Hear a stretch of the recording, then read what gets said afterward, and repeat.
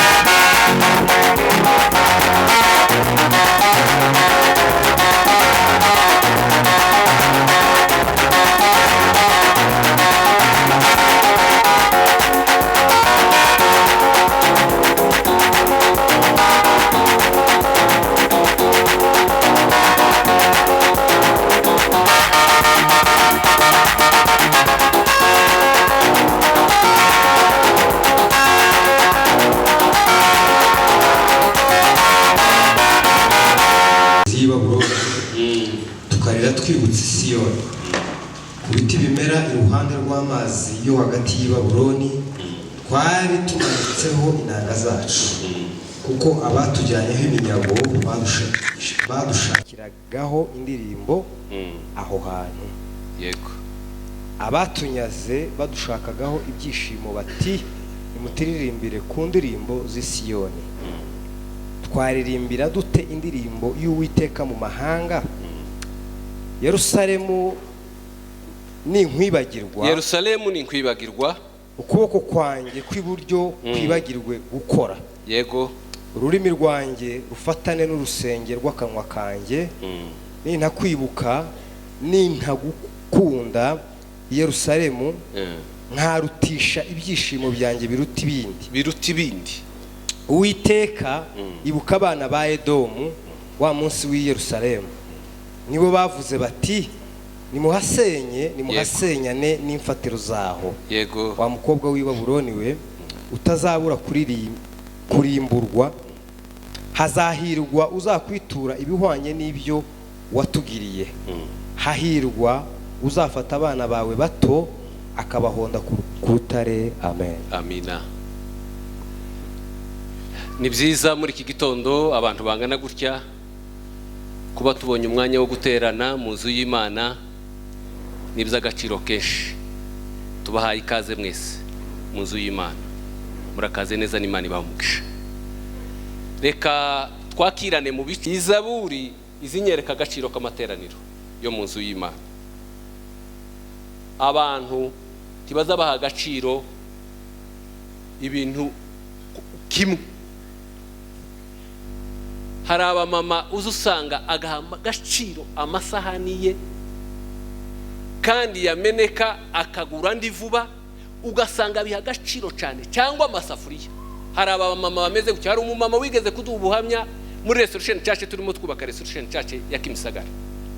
Aravuga ngo yakundaga amasafuriya yiwe, ngo kandi akunda ibintu bye, ngo ibikoresho byo mu rugo ngo yarabikundaga. Nibwo namenye ko abamama bakunda ibikoresho, bazahari ukuntu abantu bazabaha agaciro mu buryo butandukanye. Ngo none arayazanye ngo bayagurishe kugira ngo bubake inzu y'Imana. Abo ni abantu bazaha agaciro ibintu bitandukanye.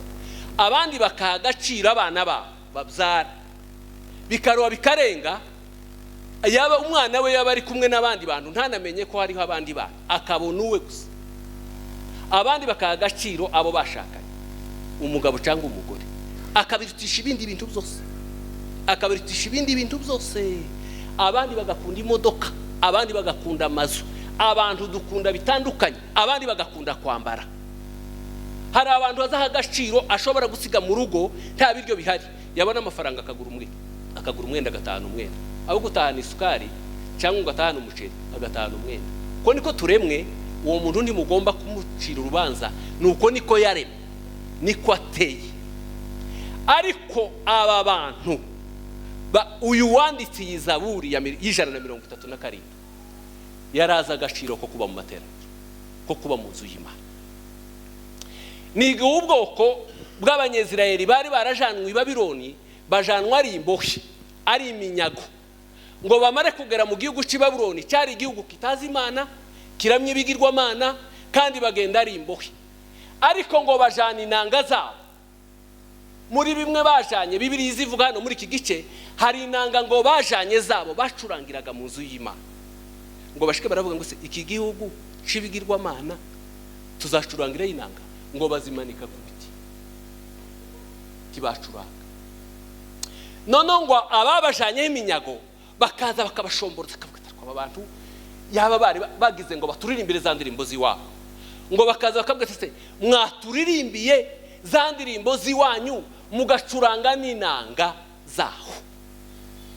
Iyi Zaburi n'ikivuga narayisomye nja mu bugenderezi bwa, ndavuga ngo reka ndebe igihe banditse ino Zaburi bayanditse gute. Sanga bayanditse bari mu Babuloni. Uyu wayanditse yarimo yibuka amateraniro y'i Yerusalemu, yibuka ukuntu inzu y'Imana yabaye musaka, yibuka ukuntu batagiterana mu nzu y'Imana. Yandikiye Zaburi aravuga ngo twicaraga ku bigezi y'i Babuloni, ngo inanga zacu ngo zimanitse ku biti, ngo tukarira cyane. Bibuka amateraniro y'i Yerusalemu ngo bakarira cyane, bakabona bahejejwe ikintu gikomeye, ikintu cy'agaciro gikomeye. Amateraniro ni ikintu ciza giteye ubwoba, ngo bakarira. None ngo bakababwira ati nimuturirimbire za ndirimbo ziwanyu. Nabo ngo bakabavuga ngo se twaririmbira gute Uwiteka Imana yacu indirimbo z'Uwiteka mu mahanga.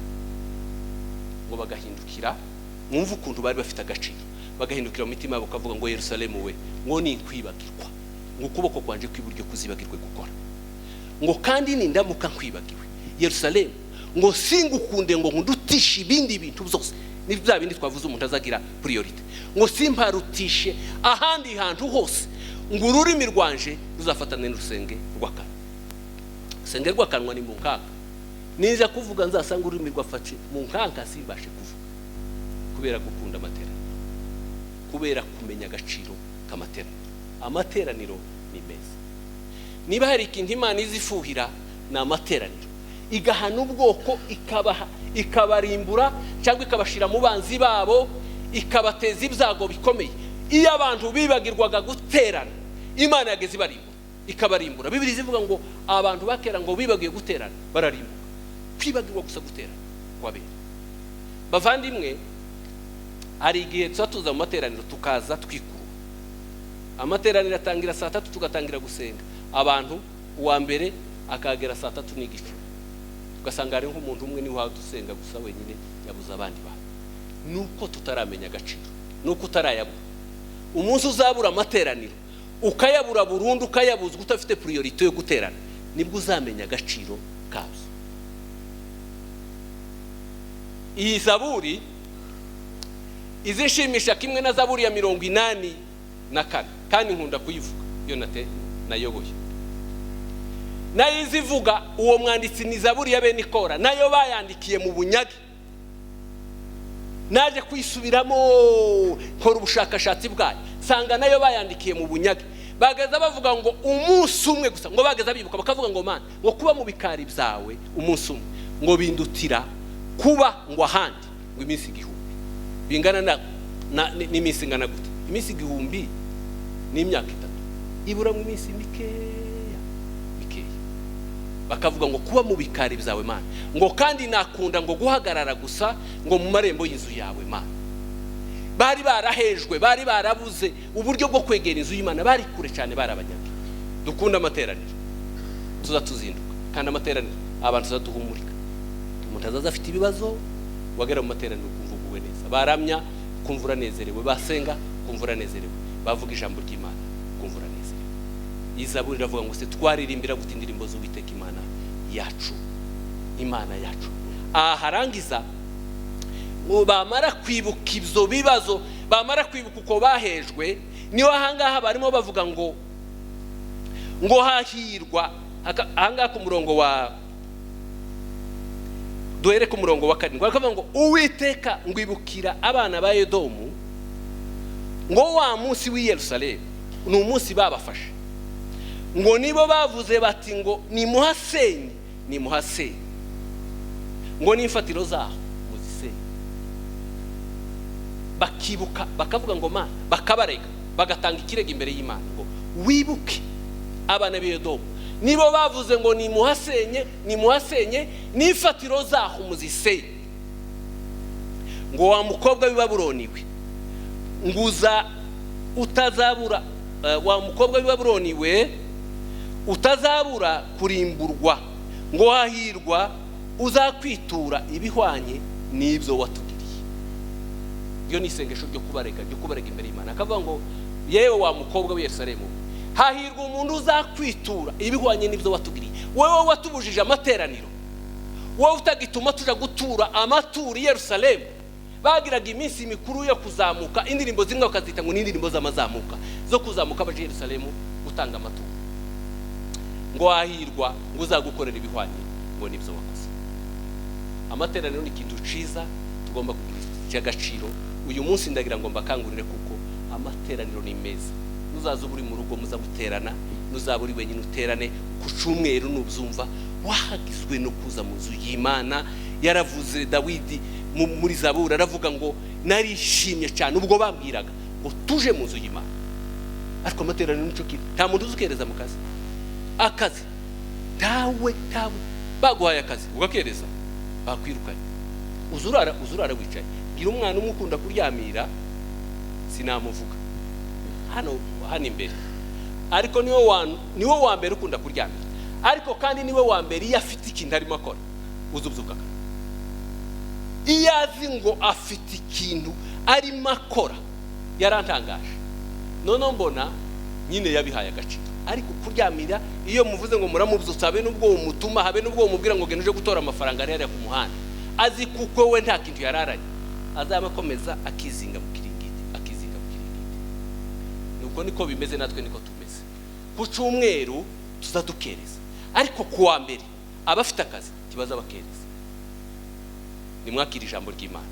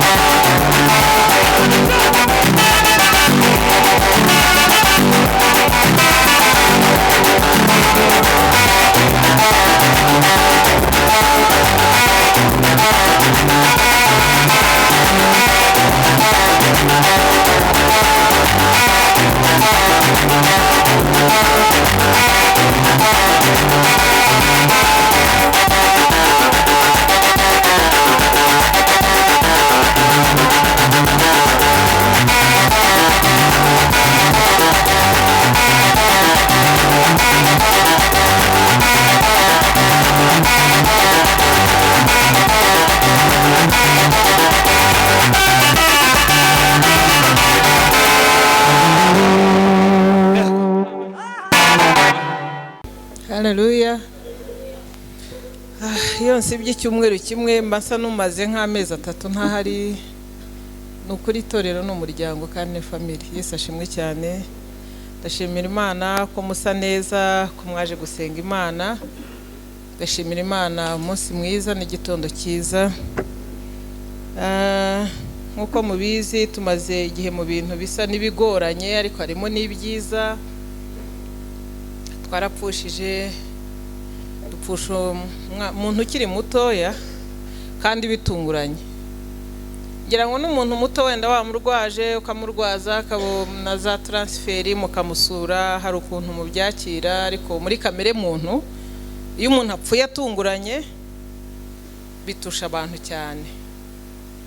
Ariko naje kumenya impamvu y'iri jambo rivuga ngo tuzajye duhora twiteguye. Kera najyaga numvira sanse na logique y'umuntu guhora yiteguye, yuko ari ukwitegura kugaruka kwa Yesu, gutwara itorero. Ariko biratangaje uburyo ntigeze ntekereza yuko umuntu yakwitegura no gupfa. Niyo mpamvu mukanya turimo dusengera mama Anje, mutima urambwiye ngo jya imbere usirimbire Imana yishimye. Kuko yaba mama Anje yaragarutse apfuye wari kuburira, n'abandi barira n'umuryango ubabaye. Ariko noneho ni muzima, mama Anje yaje guterana, mama Anje aragenda, mama Anje yicaye ku ntebe. Genda ushimira Imana. Uvuze ngo dushime ni haleluya. Kubera yuko ni ngombwa ko duhora twiteguye, kuko Yesu yazira igihe ashakiye ku muntu uwo ari we wese. Yesu ashimwe cyane.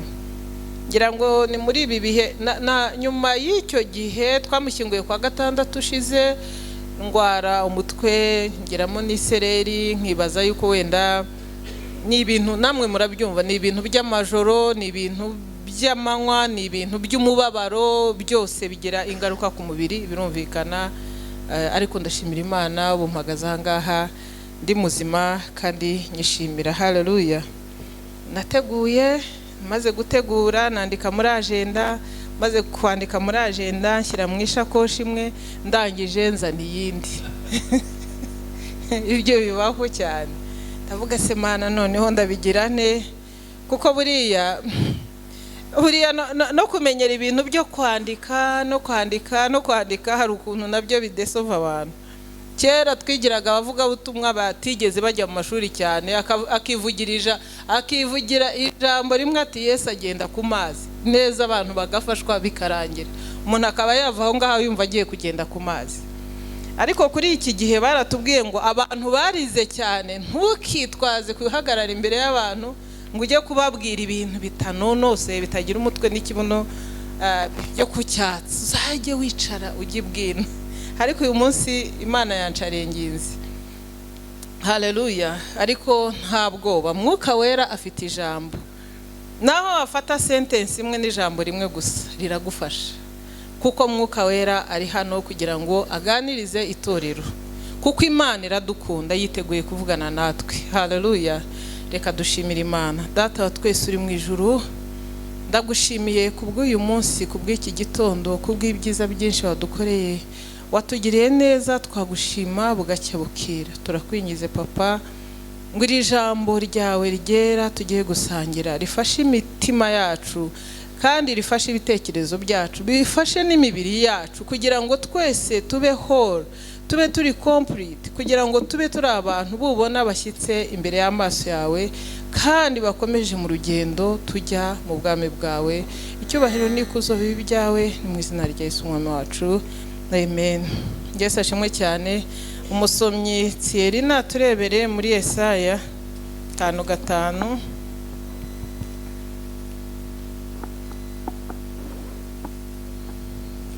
Murongo wa 6. 5:5 murongo wa 6.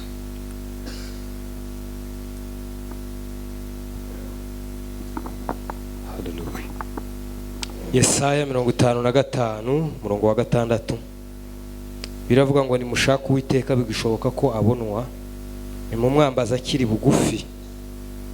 Umunyabyaha nareke ingeso ze, ukiranirwa ariko ibyo yibwira, agarukira Uwiteka nawe aramugirira ibambe. Agarukira Imana yacu kuko izamubabarira rwose pe. Icyo nifuzaga no 6 cyane, ngo shaka Uwiteka akiboneka, muhamagare akiri bugufi. Haleluya. Gushaka Uwiteka akiboneka, wavuga ngo se hari igihe Uwiteka yabuze, hari igihe Uwiteka atabonekeye abantu, hari igihe nashobora gushaka Imana sinyibone, icyo gihe kirahari. Haleluya. Icyo gihe kirahari. Mu by'ukuri iyo umuntu atagihumeka umwuka w'abazima ntabwo yashaka Imana, niko ijambo ry'Imana rivuga. Dawidi yaravuze ngo nta migambi iba nyuma yo gupfa. Yesu ashimwe cyane. Iyi ndirimbo twaririmbye ngo ibyo byiringiro nzabimanukana mbisohorezeyo, nuko ubu bifite, utabifite ntacyo yasohorezayo. Haleluya. Hano ijambo ry'Imana yatubwira ngo dushake Uwiteka akiboneka, twambaza izina rye hagihari. Ejo bundi muri COVID-19 twese twarabibonye yuko ibintu suddenly byibanye ijoro rimwe, nta wabitekerezaga. Hari ukuntu COVID twibazaga yuko yamara nk'icyumweru kimwe cyangwa ikamara 2, ariko siko byagenze. Biriya ni nk'ibise byo kuramukwa. Haleluya. Hari igihe gushaka Imana bizaba biringume, hari igihe kumva ijambo bizaba bikomeye, hazabaho n'igihe gikomeye ho kumva ijambo ry'Imana bizaba bigoye. Tubaye turetse umuntu washoje ubuzima atagishobora kumva ijambo, atagishobora gushaka Imana, atagishobora gushaka mu maso h'Imana, uretse utabarutse yarayishatse niwe waba ufite ayo mahirwe. Ariko utarayishatse ngo ayihe umwanya, birakomeye ko yayishaka kandi atakiriho. Yesu ashimwe cyane. Abantu dutinya kuvuga ku gupfa kandi tutapfushije. Urupfu rutera ubwoba, ariko rutera ubwoba batizera, rutera ubwoba abantu batazi Imana. Haleluya. Impamvu mbivuga, ejo bundi kwa 5 tujya dusenga turi abantu bake, ndasenganye na mamuriya, noneho tugenda dusubiramo ukuntu abantu bataha bakicara mu ntebe bakamara no kurya bakaba barapfuye. Yes. Yambwiye umuntu umwe waje aturutse Nairobi w'umupasiteri, ageze mu rugo rwe arakaraba ararya arapfa. Noneho nibuka umumama umwe wo ku Gasaraba wari ufite umwana yiga muri kaminuza, arataha nimugoroba araharyanye naramugaburira, yicara mu ntebe ntabwo yahavuye. Noneho ndavuga turibaza ise bimeze biti.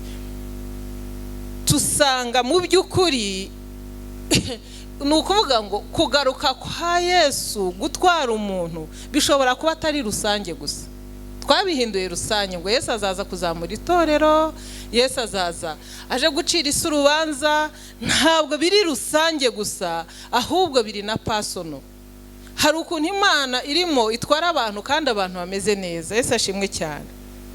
Uru rupfu rw'umwana w'umukobwa rwaradutangaje ngo yabatijwe ku munsi wa Pentecote kandi abatizwa ubwa kabiri.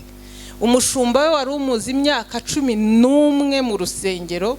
Ni nkuko se wareba indese umuntu umwana uri committed mu rusengero igihe kirekire, wabatijwe udasiba udahinduka. Aramaze se wa mwana we uje kubatizwa kubera iki? Ati ngewe nabatijwe ndi umwana, mbese nabatijwe mu gihiriri, ariko ubu ngubu ukuntu mbyumva uyu munsi ndashaka kongera kwera neza nkerade. Nukuvuga ni mwuka w'Imana wakoraga iki? Wamuteguraga. Haleluya. Arabatizwa ku munsi wa Pentecote Imana kugira ngo imusarure. Haleluya. Yagize amahirwe yo gushaka Imana bigishoboka. Buriya hari ijwi yumviye, hari ukuntu umwuka wera yamubwiye arabyumva, agerageza gushaka Imana bigishoboka. Ashobora guhamagara izina ryayo bigishoboka, ariko hari ubwo bidashoboka. Haleluya. Hari ubwo bidashoboka bene data. Iki ni igihe cy'abakristo dukwiye gushaka Imana. Aho ni kuri kote y'abahamagawe n'Imana. Ariko reka tugaruke no mu buzima busanzwe. Hari ikindi gihe, hari n'ikindi gika ho umutima w'umuntu uzi Imana winangira,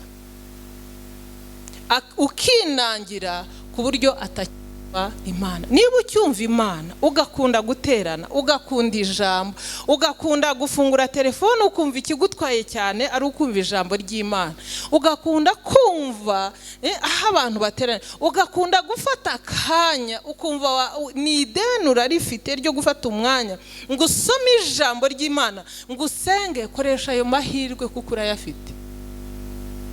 Haleluya. Iyo nzara yikoreshe cyane, ye-exploite, kuko igihe kizaza. Hano biranditse muri Timoteyo wa 2:3 ngira ngo ahadushakira ukadusomera ngo abantu bazumva bakumva ijambo ntibashobore kurisobanukirwa. No muri Timoteyo wa 2:4 haravuga ngo icyo gihe abantu bazigwiziriza abigisha bashaka kuvuga iby'amarara. Pana ijambo ntabwo ari ijambo, ahubwo ni amarari yabo. Haleluya. Ntabwo ari ijambo, ahubwo ni amarari. Ibyo bintu Satani yagiye abizana no mu itorero. Ngewe nzi abantu bashyingirana n'abandi mu buhanuzi ari ukubexploita.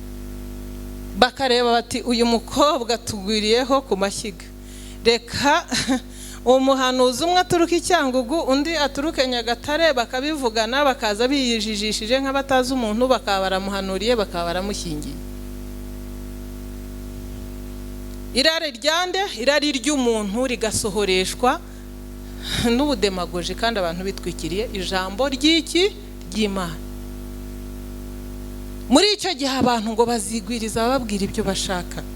Niba wowe utari muri iyo kategori, ushaka kumva iby'Imana ishaka, ushaka kumva ibyanditse muri iki gitabo cyera, aya mategeko y'Imana ukumva urashaka kuyumva ku manywa na nijoro, ukayitondera, ugashaka kuyaha umwanya, uracyari mu gihe cy'amahirwe. Haleluya. Shake Uwiteka akigira gute? Agishoboka. Ngo duhamagare izina rye akiri bugufi. Yesu ashimwe cyane. Tseri wadusomera. Yego. Ibice 3 umurongo wa 3 wa 7 wa 7 haravuga ngo narwanye intambara nziza.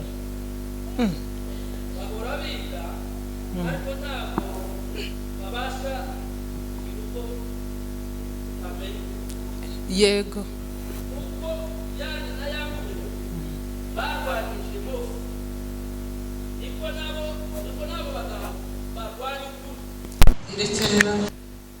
ni ukuvuga ngo bahora biga ariko ntibashobora gufata ukuri. abo bantu barwanyije Mose ari bazi Imana, bakiga ukuri ntibagusobanukirwe. Ni ukuvuga ngo iki? Mwuka w'Imana aba yitaje mwene abo bantu, mwuka wera aba yabagiye kure. Haleluya. Mwuka w'Imana baba ari kure cyane. Niyo mpamvu biga amagambo y'Imana, niyo mpamvu bayasoma, niyo mpamvu bayumva, niyo mpamvu badashobora gukuramo ikintu na kimwe. Haleluya. Kuko Imana iravuga ngo nimunkunda muzakurikiza amagambo yanjye.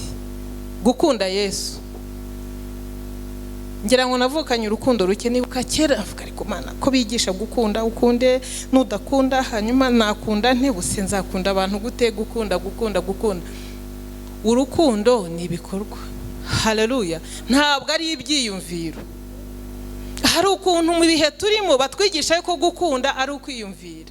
Nugenda udafasha umugore wawe ku kaboko ntumukunda, nutagura karabo ntumukunda, nutirwa uvanga I love you ntumukunda, sheri shushuha ni ibyo bintu. Reka mbabwire, ni ibintu byo gusemanta imitima y'akahibwe. Kuko urukundo ntabwo ari ibintu byo kuvuga ngo uririrwa ushushanya imitima itukura, ngo uririrwa ukora ibyo bintu. Ni ibintu by'iminsi y'imperuka, by'imitima y'inange. Haleluya. Ngunkunda azakora iby'ijambo ryanjye risaba. Haleluya. Yesu ashimwe cyane. Wowe kurikiza ijambo ry'Imana, soma ijambo ry'Imana, uryige kugira ngo umenye icyo rivuga, kandi uhamagare mwuka wera gusobanurire. Hanyuma namara kuri gusobanurira ukore icyo rigusaba, nibwo uzabukunda Imana. Umuntu ukunda Imana yitondera amagambo y'Imana, nta kindi. C'est tout. Haleluya. Niba ukunda umugore wawe ni byiza, itondere, namwitondere ibyo akunda ubimenye. Niba ukunda umugabo wawe namenye ibyo akunda nawe ubikore.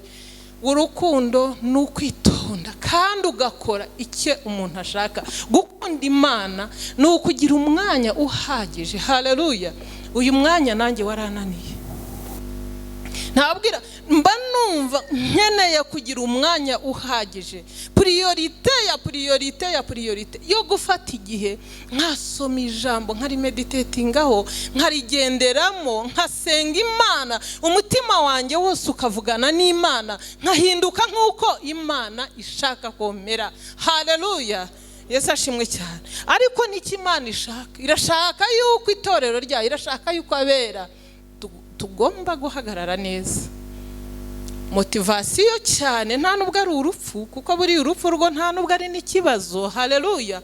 Kugira ngo duhangane n'iminsi ya nyuma ikomeye cyane, kubera yuko iyi minsi iragaragaza ko abantu bazagira imitima inangiye, ku buryo bazasoma n'ijambo ry'Imana bakanaryumva, barangira ntibarisobanukirwe, ngo ntibasobanukirwe ukuri kandi bakwiyumvishe. Haleluya.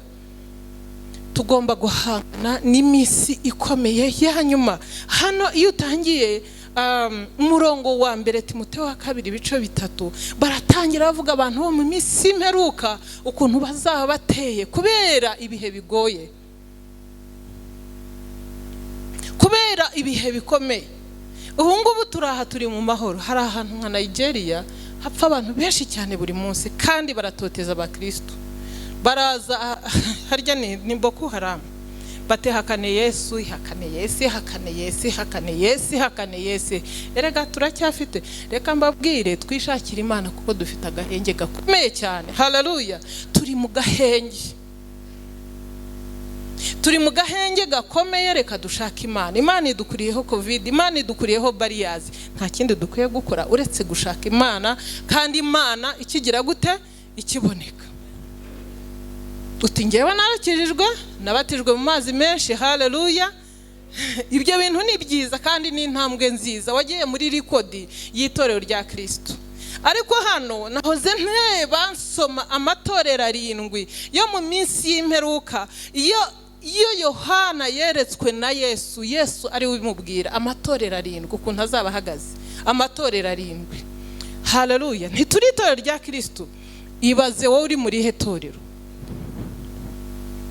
Kuko ntabwo ari ngombwa yuko hano muri power tuba uniform, ariko ubarirwa kuyihe liste.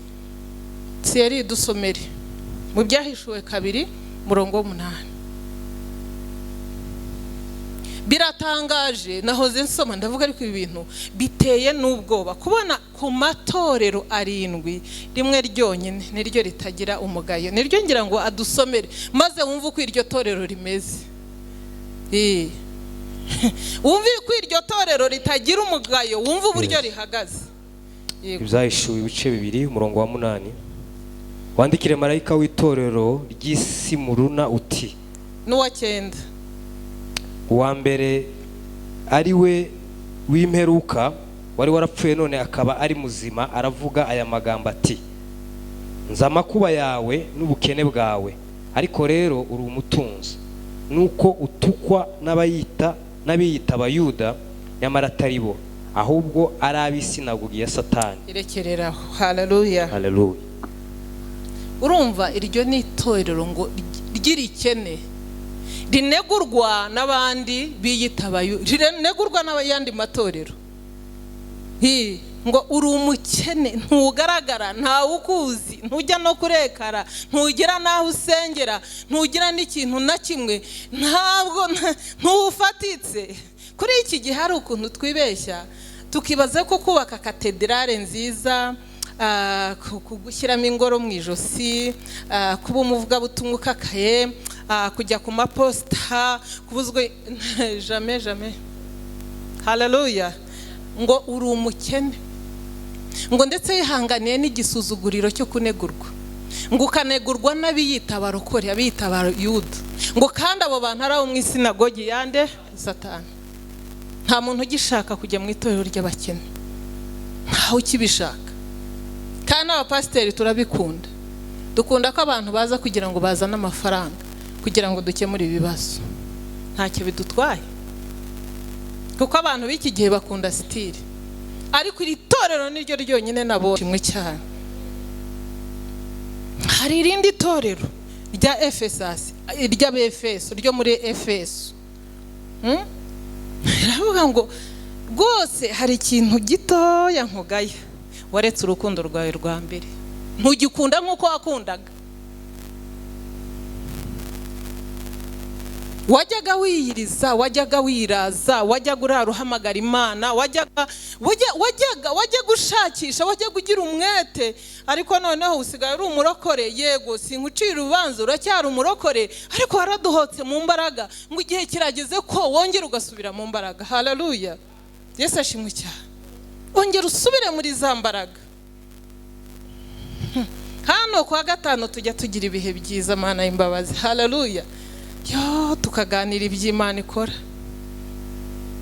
Hari umubyeyi ujya unezeza cyane hano, akambwira ukuntu babanye n'Imana n'ukuntu bagendanye n'Imana. Nkavuga ariko ubundi hano mu mujyi ibyo bintu twabishobora gute? Ko tuba dutekereza imisoro n'amahoro, ubukode, MPI, ibishingwe, umutekano, hanyuma n'inyubako, hanyuma na minerivare, hanyuma ni hatari. Kambabwire turi mu bihe bigoye ku buryo dukwiye gushaka Imana bikiboneka, kuko isi iradushyiraho pressure ikomeye cyane. Bene data, haleluya. Dushaka Imana tubishyizeho umwete. Nasomaga aya matorero ntangazwa n'agatorero Simuruna, yitwa Simuruna. Ako gatorero gato cyane, agatorero katazwi, agatorero k'agakene, agatorero karikerike pari, agatorero katari rekonese, agatorero abantu bose banegura. Njye numva ko gatorero ukumvishije ukuntu gafite ubusobanuro ubona kare hanyuma ya Pawulo. Kandi Pawulo murabizi ko natwe mu by'ukuri mbese uretse umuhate wa Yesu n'ubwiza bw'Imana ni hatari. Haleluya. Neza shimwe cyane. Hano hari ubwo tujya ngo tutarubaka, ntabwo mfobya kubaka, murabizi kubaka ndanabikunda rwose, ariko hari ukuntu biduteza pressure. Tutarubaka subu maze tugatangira tukikompara n'abandi bose, tukikompara nabo. Ashwi, reka mbabwire ibyacu Imana irabizi. Ishobora no mu bitangaza byayo bitangaje, ishobora no kuzana n'umuntu muri ubu bukene bwacu, muri uku kugerageza kwacu, muri uku gutanga ibihumbi 20, wenda hari irindi torero ryatanga miliyoni 20 umwanya umwe gutya. Ubu bukene bwacu Imana irabuzi. Haleluya. ntabwo ari ikibazo. Haleluya, ntabwo ari iki ikibazo, no gukena mu buryo bw'umwuka ntabwo ari ikibazo, kuko Imana ishatse kuduha aho dusengera yahagurutse umuntu ubutunzi bukomeye ijoro rimwe. Muzi ko ubutunzi buhari, hari ababufite bwinshi, bahora bibaza ngo noneho tuzabushora mu mfubyi zahagana he, se noneho ni ikihe kigo tuzabona, ese noneho ni he tuzajugo, ni muri Afurika, ni muri Aziya, ni hehe, no muri hagati muri twebwe. Haleluya, Imana yazana ubutunzi tutazi aho buturutse. Yesu ashimwe cyane. Kuba umukene ntibigutera ikibazo, kuza gusenga ukabanza gutekereza urukweto uri bwambare ntibigutera ikibazo, gusuka imisatsi ikagukuriraho ntibigutera ikibazo. Haleluya, ibyo ngibyo si cyo kibazo. Ikibazo no gukena mu buryo bw'umwuka. Haleluya, kwibaza ngo kandi noneho Mana Nyagasani we iki kibazo kije ndagikemura, ashwi ibyo ntibigutera ikibazo, kuko wemewe n'Imana. Imana yo mu ijuru mu gihe ukiriho kuri iyi si zagutunga, ariko ikiruta byose nuko ikubara nk'umwana wayo kandi ufite impact mu maso y'Imana. Yesu ashimwe cyane. Agatorero ka Simorona, Imana ihabwa icyubahiro. Haleluya. Ariko n'andi matorero Yesu n'umunyembabazi yarayanenze, ariko yabwira ngo ariko hari icyo wakora, ariko hari icyo wakora, ariko hari icyo wakora, ariko hari icyo wahindura, hari ikintu cyahinduka. Yesu ashimwe cyane. Hari icyahinduka, hari icyahinduka, hari icyahinduka mu buzima bwacu dushatse Imana. Gushaka Imana muri business schedule yo muri iyi minsi birakomeye. Pastor yahoze abivuga ati dukererwa mu rusengero, ariko ku kazi nta wakerererwa. Kubera iki? Wa muntu wakoze iyo minsi yose uko ari 6 ajya kwegura ati noneho Imana yo ni nyembabazi, ntabwo ari nka bosi ni inkererwa aranyirukana, Mana uri nyembabazi reka nongere mwekereho gatoya. Kubera imiruho myinshi. Haleluya. Kubera imiruho n'imihate y'isi, buri muntu wese afite ubwoba yuko nadakoresha imbaraga zirenze izo izikwiye ntabwo azabaho. Ariko reka mbabwire bene data, Yesu yaraje kugira ngo ubwo bwoba bushire. Yesu ashimwe. Yesu yaraje kugira ngo ubwo bwoba bugire gute? Ikidutera ubwoba bw'imibereho ni ukubera ibicumuro bya Adamu wa mbere. Imana yamwirukanye muri presence yayo, Imana imukura mu ngobyi, Imana imukura ahantu hatari umuruho h'umuteto hari byose, ava muri presence y'Imana aragenda ngo ajya kurya yiyuhushya iki cyuye. Iyo turi kumwe na Yesu tukamwizera, tukamusenga, tukamutitiriza, reka mbabwire atanga inyoroshyo. Yesu ashimwe cyane. Umwami Yesu atanga inyoroshyo y'ubu buzima. Umwami Yesu yakwereka inzira utigeze utekereza, iyo nzira ikagutungira umuryango. Haleluya. Umwami Yesu yagira ahantu atobora isoko mu butayu. Nta yindi nyoroshyo y'ubu buzima no kuba muri presence ya Yesu, kuko niwe Adamu wa kabiri waje guhakanya ibyo bihano byose byatubayeho. Haleluya. Yesu ashimwe cyane. Ngira umwana w'umuhungu ihora mbaza ngo ariko mami ngo Paulo yaravuze ngo umugore akwiye kwigisha abagore gusa, ntabwo akwiye kwigisha abagabo, ntakwiye guhagarara imbere y'abantu ngo yigishe. Kuki wigisha? Nambwira mwana wanjye mfite impamvu. Adamu wa kabiri ntigihe yari ari ku musaraba yakabyara ntiyakuyeho cya kintu cyo gutsikamirwa. Ntuzi igihano cya Eva no kuvuga ngo kandi uyu mugabo azagukandamiza. Haleluya. Ntarangije ari ku musaraba avuga ngo umwenda ukingiye ahera ndawutabuye, buri muntu wese yinjiremo, hanyuma twese tugira abami n'abatambyi b'ubwami. Uwo niwe waje atajonjora. Haleluya. Kubw'ibyaha bya Adamu na Eva icyo gihano cyarantsikamiraga, ariko umwami Yesu ku musaraba aravuga ati byose ndabirangije, finite termine. Haleluya. Umwenda uratabutse, uzashaka kwinjirayo wese azambona. Haleluya. Kandi mwese ndabacunguye mubaye abami n'abatambyi b'Imana. Iyo nuzuye umwuka wera mba ntakiri umugore. Haleluya. Mba subject ku itegeko ry'ubugore iyo ndi muri kamere. Iyo nuzuye kamere mba n'umugore wujuje ibyangombwa byose. Imana inkuraho ukuboko kwayo nkabaho nk'umugore nk'uko Eva yabayeho. n'imivumo ya Eva yose nayigendana. Haleluya. Nkuko n'umugabo wese udafite umwuka wera, imivumo n'ibihano bya Adamu ntihavaho na kimwe. Ariko umwami Yesu yarakoze kuko yaje ku musaraba kugira ngo aduhe inyoroshyo. Haleluya. Ntabwo dukwiye gutinya ubuzima bwo mu minsi y'imperuka ku buryo bushobora kudutwaza igitugu tukibagirwa gushaka presence y'Imana. Haleluya. Yesu ashimwe cyane. Dushake Uwiteka bigishoboka kandi tumuhamagara ari bugufi. Ariko ari bugufi yacu yakabyara. Ariko none umwami Yesu yohereje umwuka we kugira ngo umwuka wera abe muri twebwe. Haleluya. Mwuka wera ze abe muri twe ngo nitwe nsengero z'umwuka w'iki w'Imana. Yesu ashimwe cyane. Bene data, igihe kirageze cyo gushaka Imana kuko ngewe ukuntu mbibona reka mbabwire ni igihe cyo kwitegura. Ntabwo ari ugutinya urupfu, ntabwo ari ugutinya ibiki, ariko mu buryo bw'umwuka tugomba kwitegura challenges zigendanye n'ibihe turimo, tugasigara turi itorero ryemeye kubaho uko ribayeho. Haleluya. Ariko ryemerwa n'iki n'Imana. Yesu ashimwe cyane. Kandi niba wiyumva uri no mu rindi torero iryo ari ryo ryose, kuko iri ni itorero ridescribinga abantu b'Imana n'imisengere yo mu minsi y'imperuka ukuntu izaba itandukanye. Yesu ashimwe cyane. Hose haracyari ibyiringiro ku Mana. Reka twegere Imana nayo izatwegera. Kandi Yesu yaravuze ngo dushake ubwami bw'Imana no gukiranuka. Ibindi byose, ibyo byo kubira icyuya n'ibindi byose Imana izabidufashamo. Imana izaduha inyoroshyo.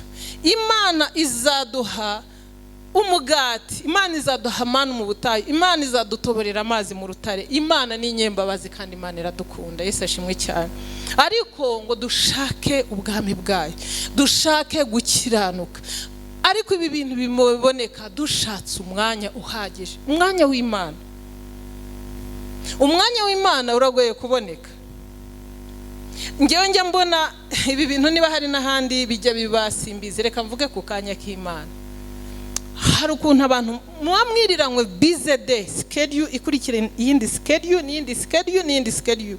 Mwagera nimugoroba noneho mukamwibutse yuko mufite iki smartphone, ukajya kureba iby'amagurupe yose 50 uriho yanditse, ukajya kureba inshuti, ukajya kureba ibyo bapostinze, ukarangiza.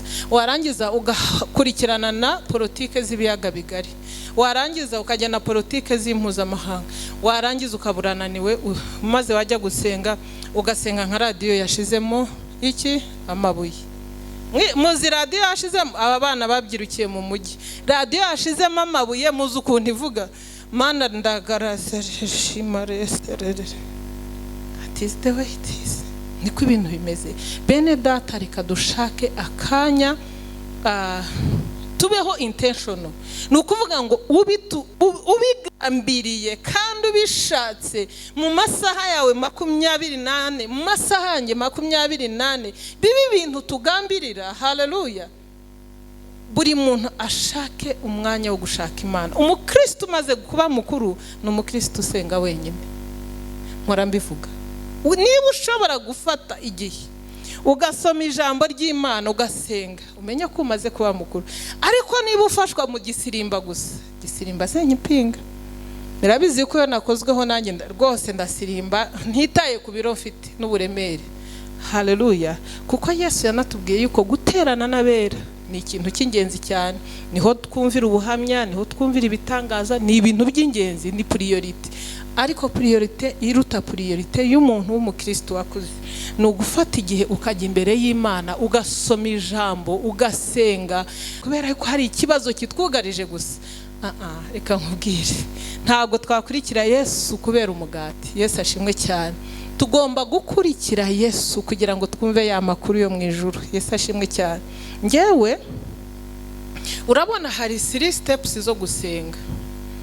Munsabe nzabaha, nta kibazo. Dusaba Imana izaduha, yarabitwemereye. Mukomange muzakingurirwa, kandi mushake muzabona, mukomange muzagera gute muzakingurirwa. Ngewe iyo ndi rero muri etape yo gusaba ari ibanza, ya yindi ya hariya hirya kuri outer court ukinjiramo, buri muntu wese arasaba, mpora nsaba, urasaba, turasaba, kandi tuba dusaba data, kandi data aradukunda, kandi ibyo tumusabye arabiduha nk'uko ijambo rye rivuga. Ariko njyewe iyo ndi mu masengesho yo gusaba, ubwenge bwanjye buragenda, nta concentration ngira, aho Satani arahanyibira. Shobora kuba nsenga, Mana yagasani dore undebere, ntagize ibitekerezo byanjye bikagenda. Haleluya. Ariko binsaba yuko ninjira ibwina bwo gushaka ubwiza bwa data, gushaka mu maso h'Imana, kwinjoyinga, kuganira n'Umwuka Wera. Aho hantu niho Satani atajye yiba ibitekerezo byanjye. Ndabeshya ntimubizi? Haleluya. Muri presi aho wikonsantira ku bwiza, hahandi ahera hahera. Haleluya. Aho niho umuntu ajya akaruhukira, akumva ijambo ry'Imana, akumva icyo Umwuka Wera amubwiye, ukumva ruhangayitse ugatuza. Aho ngaho ho gushaka kwinjira ubwina, gukomanga ku rugi, ukinjira ahera hahera. Haleluya. Aho niho Satani adashobora kukwiba. Njyewe yonsenga amasengesho ajenjetse, niba ari za programme nyinshi, mbitekerezo byanjye biba deviye completely. Nageraho nkashatinga nkavuga nti ntabwo ndimo gusenga. Buse ko nabeshya abantu, nabeshya Imana. Ushobora kubeshya umuntu ngo ndagukunda utamukunda, uramutse uri umunyabinyoma. Ushobora n'umuntu kuba avuga ukazunguza umutwe kandi utamwumva. Ariko Imana yo kuyisenga uzi neza yuko utari concentré, ni wowe uba wibeshya. Haleluya. Reka dushake umwanya uhagije wo gushaka mu maso h'Imana, umwanya wo gusoma ijambo ry'Imana. Haleluya. Ubu nsa naho mbabwira my mind. Haleluya. Utiseho kuri bishop, ukaburi pasiteri, ubwo se weho waba udashaka Imana uko bihagije? Ntabwo nyishaka uko bihagije, mpagaze ahangaha. Yesu ashimwe cyane. Numva afite inzara n'inyota bikomeye kandi bikomeye cyane byo kurushaho gushaka umwami wanjye, nkamuhereza umwanya uruta iby'isi byose, kuko iyi si nyihaye umwanya ye. Haleluya. Yo ubukwe mbuhaye umwanya, inshuti nzihaye umwanya. Mana yanjye protoko y'abantu, Mana yanjye ngiye mu biterane, Mana ngiye mu bahugurwa, ngiye mu bintu byinshi cyane kandi ubona ari byiza cyane. Ariko ibyo bintu byaba byiza cyane bisaba kugira icyo ugabanyaho kugira ngo ushobore gusabana n'umwami wawe. Haleluya. Muri covid nta bukwe twagize, ntabwo twasuranaga, kandi ntacyo twabaye. Haleluya. Reka dufate igihe cyo gushaka umwanya wo gusabana n'umwami wacu, kugira ngo dushake Uwiteka akiboneka, duhamagara izina rye akiri bugufi bwacu. Haleluya. Imana irahari, turi abanyamahirwe, Imana iraboneka, Imana iri bugufi bwacu. Reka ibi bintu bibe priorite y'ubuzima bwacu. Yesu abahe umugisha.